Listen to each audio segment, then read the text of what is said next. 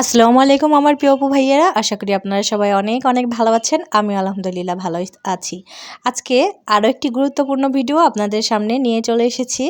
আজকে অনেকেই অবাক হয়ে যাবেন যে এই জিনিসটাও কি গাছে ব্যবহার করা যায়। যারা আমার ভিডিও দেখেন কিংবা জানেন তারা অবশ্যই জানেন, আর যারা নতুন কিংবা জানেন না তাদের উদ্দেশ্যে আজকের এই ভিডিওটি। তো মাশাল্লাহ দেখেন আমার গাছগুলি কিন্তু কত সুন্দর ফুলে ফলে ভরা। সবসময় কিন্তু ফুল ফল থাকে গাছে, আর খুব বেশি কিন্তু আমার গাছের পরিধি না, খুব অল্প জায়গাতেই আমি কিন্তু আমার ছাদ বাগান করে থাকি। তারপরেও কিন্তু যথেষ্ট পরিমাণে শাকসবজি খেয়ে থাকি। তো আমি কি সার দিই সেটা তো শেয়ারই করি। তো আজকে আরেকটা খুব গুরুত্বপূর্ণ সারের সাথে আপনাদের পরিচয় করিয়ে দিব, অনেকেই জানেন হয়তোবা। তো এই যে দেখেন আমি আজকে মাছ নিয়ে ছাদে চলে এসেছি। আসলে মাছ আমি আজকে ছাদে বসেই কাটবো। আর ছাদে বসে কাটলে কি হয় যে বাসায় যেই ময়লাটা পড়ে, মাছের আঁশটাগুলি উষ্টে উষ্টে পড়ে, এটা পড়বে না, বিশ্রী একটা গন্ধ বেরোয় ঘরে থেকে, পুরো বাসা থেকে, সেটা হবে না। তাছাড়াও কিন্তু মাছের যেই ময়লার একটা গুরুত্বপূর্ণ কাজ আছে, সেটা হলো গাছের সার হিসাবে। তো মাছের ময়লা থেকে কিন্তু খুব ভালো মানের একটা সার পাওয়া যায়। এই মাছের ময়লাতে নাইট্রোজেন, ফসফরাস, ক্যালসিয়াম, অন্যান্য যে পুষ্টিগুণ পাওয়া যায় গাছ থেকে। তো দেখা যায় গাছের কিন্তু স্বাস্থ্য অনেক ভালো হয়, রোগ প্রতিরোধ ক্ষমতা বাড়ে, গাছের শেকড় এবং পাতাগুলি মজবুত হয়, ফলের মানও কিন্তু উন্নত করে। আর সার্বিক দিক থেকে কিন্তু মাছের ময়লা ব্যবহার করা গাছের জন্য অনেক ভালো। তো আমি কিন্তু অনেক দিন থেকে করে থাকি। দেখা যায় আমার কাছে দুইটা পদ্ধতি, যেমন আমি মাছের ময়লাটা ব্যবহার করি অনেক আগে থেকেই, আবার কিচেন ওয়েস্টটা ব্যবহার করি অনেক আগে থেকে। তবে ইদানিং দেখছি সবাই কিন্তু মাছের ময়লা, তারপরে কিচেন ওয়েস্ট আমি যেভাবে ব্যবহার করি এভাবে করছে। তো খুব ভালো লাগছে যে ইদানিং সবাই এই টেকনিকগুলি ফলো করে। বলবো না যে আমার থেকে, আসলে আমি তো একটা ছোট্ট ক্ষুদ্র বাগানি, আর আমার থেকে কিভাবে হয় এ আর কি। তবে আমি প্রথমে কোথা থেকে স্টার্ট করেছিলাম সেটা আপনাদের সাথে শেয়ার করি, যে আমি বাইরের যে বড় বড় গার্ডেনার আছে তাদের ভিডিওগুলি অনেক দেখতাম। যদিও ল্যাঙ্গুয়েজটা 100% ভাবে বুঝতে পারতাম না, যেহেতু আমি ইংরেজিতে অত দক্ষ না। তবে দেখা যায় 90% কিংবা 85% বুঝতে পারতাম। তো তবে প্রসেসিংটা খুব ভালো মতো দেখে নিতাম, আর বুঝতে পারতাম। দেখা যায় যে কখনো 5% পারতাম না। তো যাই হোক, যেভাবে হোক আমি ওখানে বুঝতে পারতাম। তো ওদেরও ওইটা দেখে আমি দেখতাম যে সরাসরি মাছ ব্যবহার করছে, মাছের মাথা। তো যেহেতু মাছ কিংবা মাছের মাথা আমার কাছে মানে কস্টলি মনে হয়, কারণ মাছ তো নিজে খাবো, কেন দেবো গাছে খাবার হিসাবে। তো এর জন্য মূলত মাছ না দিয়ে এই যে নাড়ি ভুড়ি ব্যবহার করার এই পদ্ধতিটা আমি গাছে দেওয়া শুরু করলাম। তো আলহামদুলিল্লাহ আমার গাছে কিন্তু অনেক ফুল ফল থাকে। আর এই গাছটাতেই আমি এর আগেও কিন্তু 2-3 বার মাছের ময়লা দিয়েছি।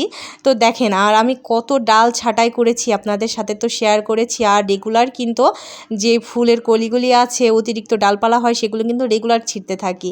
তো আপনারাও অবশ্যই মাছ কাটার পরে মাছের এই ময়লাটা কখনোই ফেলবেন না। যাদের ছোট্ট ছাদ বাগান 2-1টা টব আছে তারাও কিন্তু ফেলবেন না।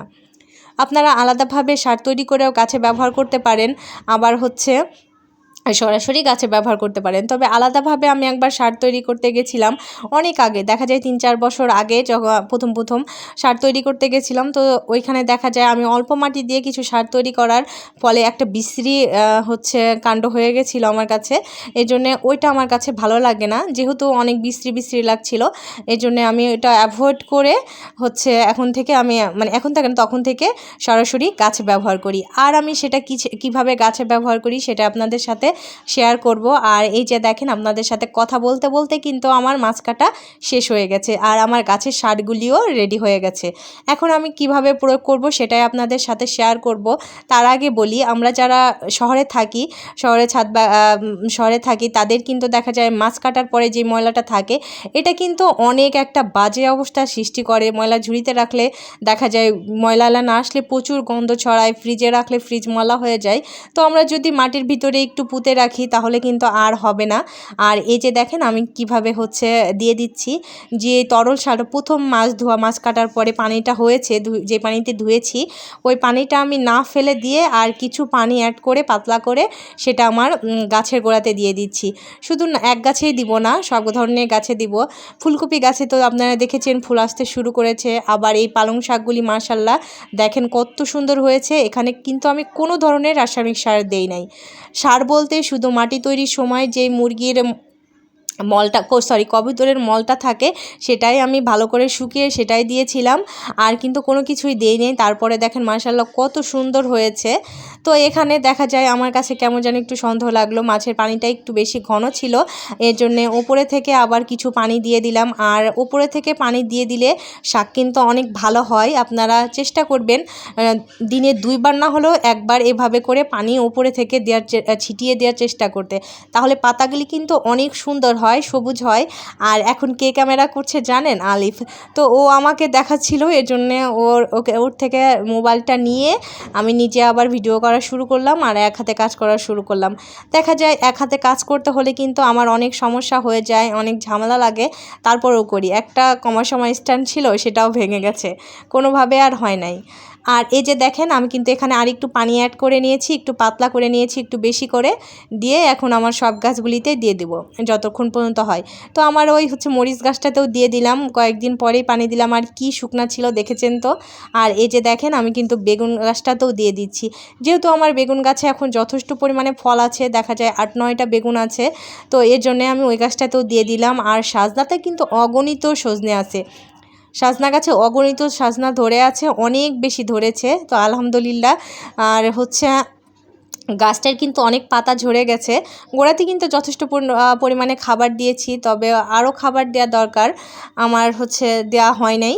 তো যাই হোক, আর এই যে দেখেন আমি কিন্তু আমার লাউ গাছেও দিয়ে দিচ্ছি, এই লাউ গাছটা 2G কাটিং করে দিয়েছি, ডালপাড়া বের হচ্ছে, আর কয়েকদিন পরে 3G কাটিং করে দিব, তারপরে ইনশাল্লাহ আমার গাছে লাউ ধরবে। তো হচ্ছে অল্প অল্প কিছু কিছু করে দিয়ে দিচ্ছি সব গাছেই। আর এখানে দেখেন মরিচ গাছটা 2টা লাগিয়েছিলাম, ওইটার ভিতরে একটা থেকেছে আর একটা কিন্তু হয়নি। মরিচ চাষে আমি অতটা আগ্রহী না। আর আমার ছিম গাছে কিন্তু মাশাআল্লাহ একদম গোড়াতে ছিম ধরেছে, আর কেরালা ছিমের কিন্তু এটাই বৈশিষ্ট্য, তবে আরেক জাতের ছিম আছে সেটাও গোড়াতে ধরে। এই যে দেখেন হচ্ছে এখানে আমি মাছের ময়লা কিছু দিয়ে দিয়েছি অলরেডি, ক্যামেরা অফ ছিল এর জন্য বুঝতে পারিনি, তবে আবারও আপনাদের মানে দেখানোর জন্য দিয়ে দিলাম। আর এখানে যে এর আগে মাছের ময়লাগুলি দিয়েছিলাম সেগুলো কিন্তু সারে একদম পরিণত হয়ে গেছে, কোনো কিছুই খুঁজে পাওয়া যায় না, শুধুমাত্র যে শক্ত কাঁটাগুলি থাকে সেগুলি শুধুমাত্র দেখা যায়, তাছাড়া কিন্তু কিছুই দেখা যায় না। আর এখানে 2-1 দিন আগে যে চিংড়িটা দিয়েছিলাম ওইখানে কিন্তু দেখি পোকা হয়ে গেছে, আসলে একদম ওপরের দিকে দিয়েছি তো এর জন্য মনে হয় পোকা হয়ে গেছে, ভিতরে দিলে হয়তো বা এরকম হতো না। তো যাই হোক, সেই দিনকে আমার কাছে কুন্নি ছিল না, আর সাজনা গাছের শিকড়গুলিও আমি কাটতে চাচ্ছিলাম না, এই জন্যে মূলত আরও হয় নাই। আর এখানে এক আপু আমাকে প্রশ্ন করেছে এই টবের নিচে, মানে আমি যেই সবজির খোসা জমাই এই টবের নিচে ফুটো আছে কিনা। অবশ্যই আপু, এটাতে অবশ্যই ফুটো রাখতে হবে, অসংখ্য ছিদ্র রাখতে হবে, ফাটা থাকলে তো হলোই। তো এপাশ দিয়ে এখানে যখন আমরা কিচেন ওয়েস্ট জমাবো সেটা পচে যেই তরল সারটা তৈরি হবে সেটা কিন্তু সরাসরি মাটির সাথে মিশে যাবে, আর সবজির খোসা পচে যেই সারটা তৈরি হবে সেটা কিন্তু পরে উঠিয়ে আমি টবের গাছের গোড়াতে দিয়ে দেবো। আর এখানেও কিন্তু আমি দেখা যায় 15-20 দিন আগে কিছু মাছের ময়লা দিয়েছিলাম, দেখেন কত শিকড়ে ভরে গেছে, যদি গাছের ক্ষতি হতো কিংবা গাছ না নিতে পারতো তাহলে কিন্তু গাছটা মারা যেত আর শিকড় এখানে আসতো না। আর এই যে এখানে এটা শক্ত একটা অংশ, এটা এখনও কম্পোস্ট হয়নি, তবে তারপরেও শিকড়ে ভরে গেছে। তো আপনারা নিশ্চিন্তে কিন্তু গাছের গোড়া থেকে কিছুটা দূরে এভাবে করে মাছের ময়লাটা দিতে পারেন, এতে করে কিন্তু কোনো সমস্যা হয় না। আমি 100% নিশ্চয়তা আপনাদের দিতে পারি, শুধু খেয়াল রাখবেন বড় টবে পরিমাণটা একটু বেশি হলে সমস্যা নেই, গাছের গোড়া থেকে একটু দূরে দেবেন, আর ছোট টবে হলে খুব অল্প পরিমাণে, আর না দেওয়াই ভালো একেবারে ছোট 10-12 ইঞ্চি টবে, তবে চেষ্টা করবেন বড় টবে দেওয়ার জন্য। তো আমার ভিডিওটি কেমন লেগেছে অবশ্যই আপনারা কমেন্ট করে জানাবেন, আর যদি আপনারা কোনো উপকৃত হয়ে থাকেন তাহলে অবশ্যই ভিডিওটি শেয়ার করে দিবেন। আর এই যে দেখেন আমার এই গাছটাতেও গোড়াতে ছিম ধরতে শুরু করেছে, এটা হচ্ছে আমার মায়ের দেয়া একটা ছিমের জাত, তো ওনার মা আমাকে দিয়েছিল বিচি, ওইখান থেকে আমি করেছি, তো মা বলেছিল যে গোড়াতে ছিম ধরবে। আর এই যে দেখেন আমার মায়ের দেয়া গাছের ছিমগুলি কেমন দেখতে, এখনও কিন্তু অনেক বড়